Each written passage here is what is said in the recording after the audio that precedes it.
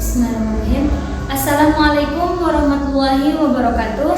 Perkenalkan, nama saya Elisa Alian Nur Harahap dengan NIM 2414070108 dari PGMD.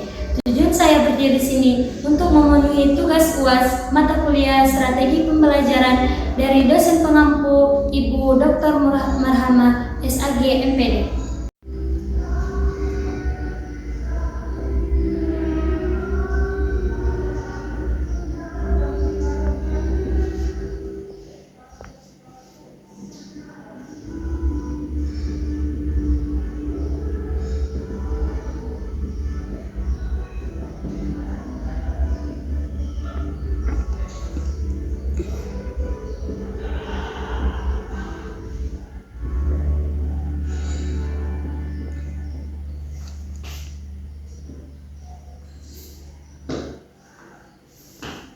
Baik, di sini saya akan melanjutkan materi dari teman saya, yaitu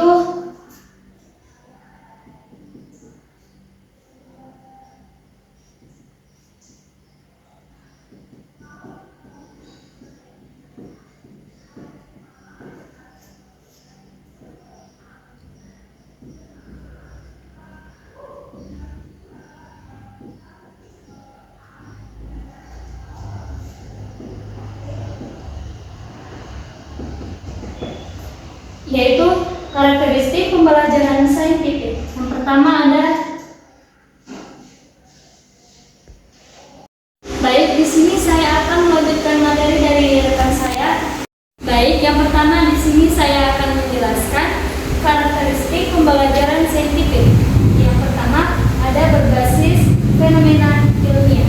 Nah, di situ kita dalam pembelajaran saintifik ada proses mengenai fenomena ilmiah. Yang dimaksud dengan fenomena ilmiah ini adalah, ketika peserta didik dengan pendidik di situ sama-sama bekerja, akan tetapi tugasnya pendidik adalah memberikan arahan, sedangkan peserta didik hanya bertanya apa yang mereka tidak ketahui. Yang kedua ada menggunakan proses ilmiah. Selanjutnya yaitu ada berpusat pada siswa.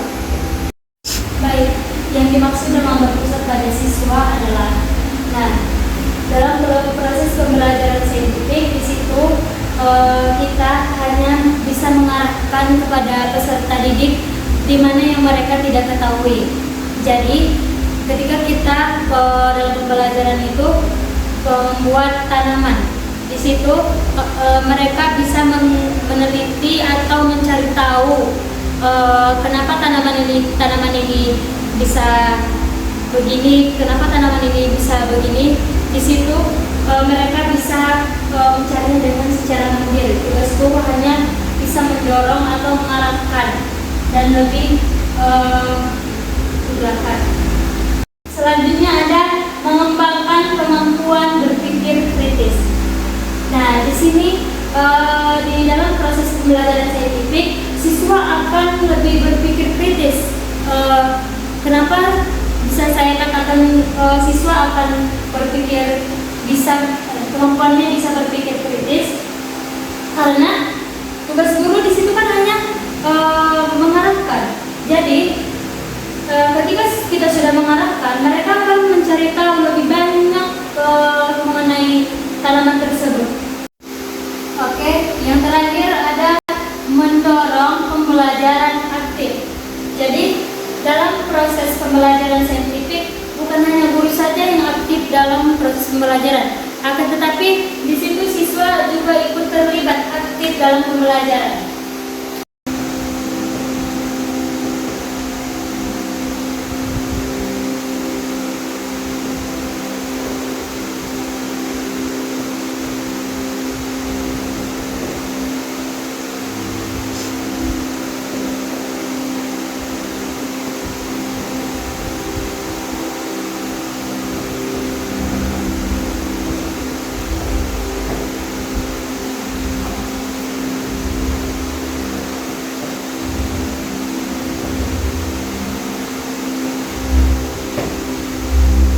ada kelebihan dan kekurangan proses pembelajaran pendekatan saintifik. Yang pertama yaitu membuat siswa lebih aktif. Di situ siswa langsung terlibat dalam proses pembelajaran. Bukan peserta didik bukan hanya dapat metode ceramah dari guru, akan tetapi mereka ikut serta dalam proses pendekatan saintifik. Selanjutnya ada melatih kemampuan berpikir kritis. Di situ siswa bisa memecahkan masalah dalam proses pendekatan saintifik ini. Baik, selanjutnya yaitu adalah meningkatkan rasa ingin tahu. Yang dimaksud dengan meningkatkan rasa ingin tahu di situ dalam proses mengamati bertanya, siswa itu lebih aktif untuk mencari informasi sendiri, memecahkan masalah sendiri, dan lain sebagainya. Selanjutnya yaitu membentuk karakter peserta didik. Jadi dalam proses pembelajaran pendekatan saintifik itu siswa akan pendidik akan lebih bisa membentuk karakter peserta didik tersebut. Contohnya dari mengatur waktu, sikap, ataupun adab. Di situ kita akan bisa membuat peserta didik dalam memperbaiki karakternya. Selanjutnya yaitu ada kekurangan pendekatan dalam pembelajaran saintifik. Yang pertama, membutuhkan waktu yang cukup lama. Jadi dalam proses pendekatan saintifik ini kita sangat membutuhkan waktu yang cukup lama, karena jika pendidik ataupun guru hanya menjelaskan atau menyampaikan pembelajaran dengan metode ceramah, bisa aja kita memegang waktu memegang waktu dari 15 menit ke 30 menit. Akan tetapi dalam proses pendekatan saintifik di situ kita harus mengajari siswa, mengarahkan siswa, atau meneliti langsung proses pembelajarannya. Yang kedua, ada tidak semua siswa aktif dalam pembelajaran. Jadi masih ada siswa yang malu-malu bertanya, masih ada siswa yang bermain, masih ada siswa itu yang kebingungan dalam proses pembelajaran saintifik ini. Yang ketiga, ada membutuhkan sarana dan fasilitas yang baik. Yang dimaksud membutuhkan sarana dan fasilitas yang baik itu kan dalam proses pendekatan saintifik ini kita meneliti langsung, contohnya tanaman. Jadi di situ kita akan memerlukan yang namanya media langsung. Jadi kurangnya sarana dan fasilitas yang cukup ataupun baik. Jadi yang terakhir, sulit diterapkan dengan siswa yang banyak. Jadi kita sebagai pendidik ataupun guru akan kesulitan jika siswanya terlalu banyak, karena bukan semua siswa sama pemikirannya atau sama karakter cara berpikir. Yaitu penerapan strategi pembelajaran saintifik dalam proses pembelajaran. Nah, dalam proses pembelajaran di situ saya sebagai guru menugaskan kepada peserta didik mengenai tanaman yang layu dengan tanaman yang segar. Yang pertama di situ mengamati. Peserta didik akan mengamati tumbuhan tersebut, kenapa tumbuhan tersebut bisa layu, kenapa tumbuhan tersebut bisa segar. Lalu menanya, kita sebagai pendidik akan mengarahkan kepada peserta didik. Jadi peserta didik menanya, kenapa tumbuhan ini begini, kenapa tumbuhan ini begini. Nah, di situ ada proses gunanya. Selanjutnya mencoba mengumpulkan informasi. Peserta didik akan mengumpulkan informasi. Contohnya mencari kenapa bisa tumbuhan tersebut itu layu dan kenapa bisa tumbuhan itu segar. Yang selanjutnya itu menalar. Di situ siswa atau peserta didik akan menalar tumbuhan tersebut, lalu mengkomunikasikannya. Yang dimaksud dengan mengkomunikasikannya, menampilkannya ke depan bagaimana mereka dalam proses pembelajaran saintifik itu, dalam mengamati tumbuhan yang sudah saya berikan atau guru ataupun pendidik yang telah diberikan kepada mereka.